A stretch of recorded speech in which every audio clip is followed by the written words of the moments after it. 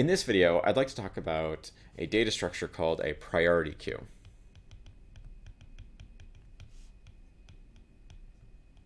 Now, a priority queue acts very similar to a traditional queue data structure with one small difference. Now, a queue data structure, if you remember, is kind of like the line at the grocery store or a line of cars waiting to go through a toll booth. You are inserting these elements, 3, 5, -2, and as you're putting these elements into the queue, they're kind of like waiting in line, one behind the other. So the 3 is at the front of the line. It was the first thing I put in. Now the 5's behind it, and now the -2's behind it. And this is called the push operation, when you put something onto the queue. And then when I pop something off of it, it's going to remove the next element in the order in which they're waiting, right? Remember, this is a first in, first out data structure. That's how a queue traditionally works. So first we would remove the 3, and then we would remove the 5, and then we would remove the -2 last. So they're coming out in the order in which they were put in. With a priority queue, it behaves very similar, except for one other minor tweak. You are putting pieces of data into your queue that not only do they have the data associated with them, but they also have something called a priority. So if I add a piece of data, like the word Bob, now Bob is currently in this queue, and I'm going to give Bob a priority of 2. And then I add another element to this, Jim. And Jim, I'm going to put in here with a priority of 3. Now, because Jim has a higher probability, right, it's going to keep this thing in order. So this might build something that looks something like this, where 2 is at the front and then 3 is behind it. And now I'm going to add something in here with 5 priority. I'll add Dave in here.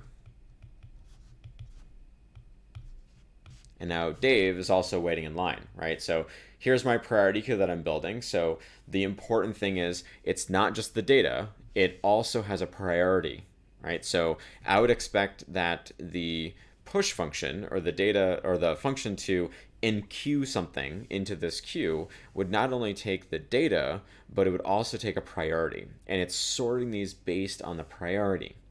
So now when I go to insert something like the value Beth, the important thing here is that it could be inserted at any place in this queue. Previously, with a regular queue, things were just sort of inserted in the end. You know, they're all waiting in line. But if Beth is added to this, and Beth has a priority of 4, it should go right here. So I'm going to add Beth. I'm going to enqueue Beth into this priority queue, and that would go right here, Beth. And this would have a priority of 4.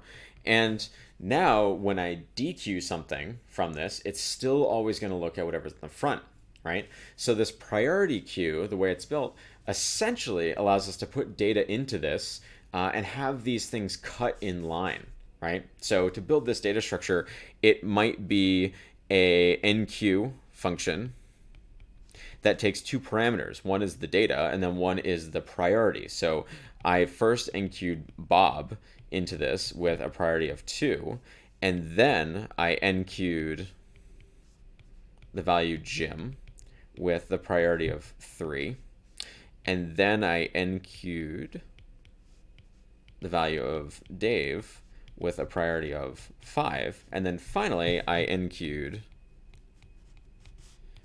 the value of Beth with a priority of 4, right? And notice how these two are not in the order in which they were inserted, right? They're in the order based on these priorities. So this is doing some underlying sorting here, right? Typically, when you're implementing this, you could implement this as a linked list, and then whenever you go to enqueue a piece of data, you could do an insertion sort where you iterate through each element in your list, and then when you find the location where the new piece of data needs to be inserted, that's where you stick it, right? And then it's very easy at that point to do the pop function. So remember our pop function, right? And it's sometimes called a pop function or potentially called a dequeue function, right? To remove something. Our dequeue function would take no parameters, and it would remove the next element in the correct order. So when I call dequeue at this point, it would remove Bob, and it would give me back this piece of data, Bob, right? Sometimes, based on the implementation of priority queue, maybe it'll also give you back the priority associated with it. But for the most part, you're typically concerned about just the data, right? So you just need to get that piece of data back from it.